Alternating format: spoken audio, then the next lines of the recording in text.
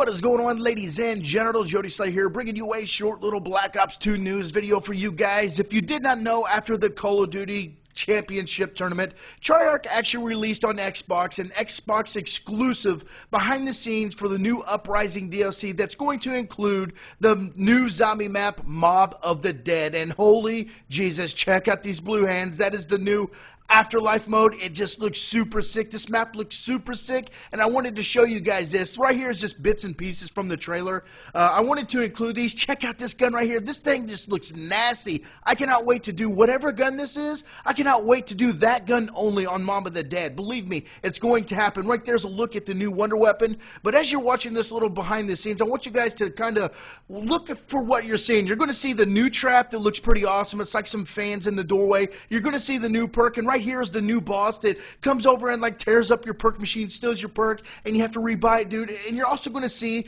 it looks like a hellhound that's on fire. This map just looks super sick. One thing that I noticed in particular was the AK-47. I hope to God this is actually in there. We've been wanting the AK-47 in zombies for the longest time. Now, pay attention to that. Here's that new hellhound thingy that's on fire, whatnot.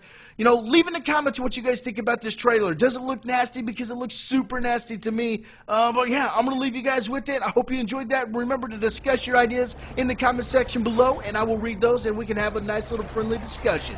But peace.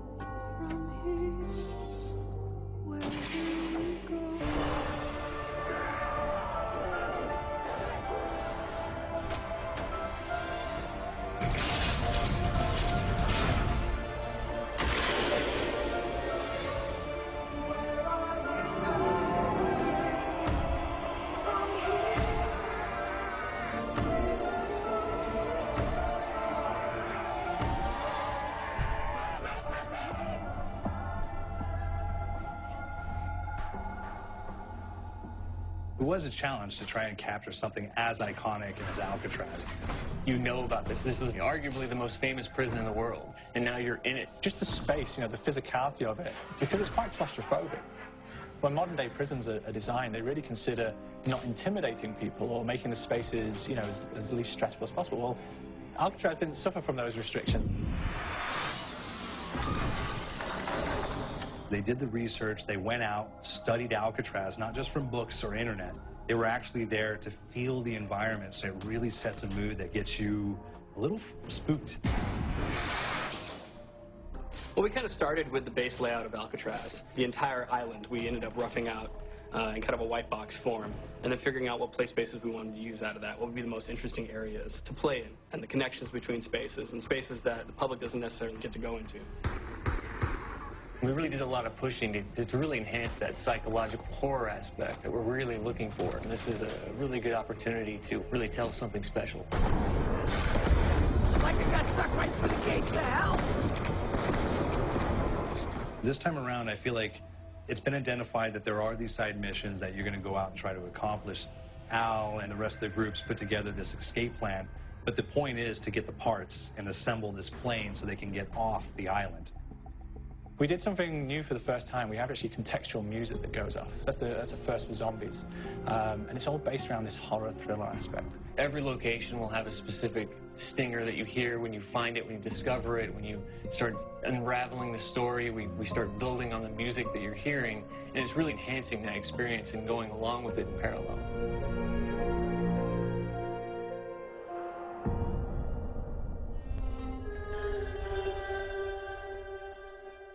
Because we wanted to embrace this kind of horror thriller element, we wanted character actors, guys who could really embody someone and then convey emotion. So that's why we went for guys like Ray Liotta, getting in that kind of guy. You know, we wanted a frantic nature, so he plays a character called Billy Handsome, who's this kind of psychopath who would be employed by the mob to kill people in interesting ways.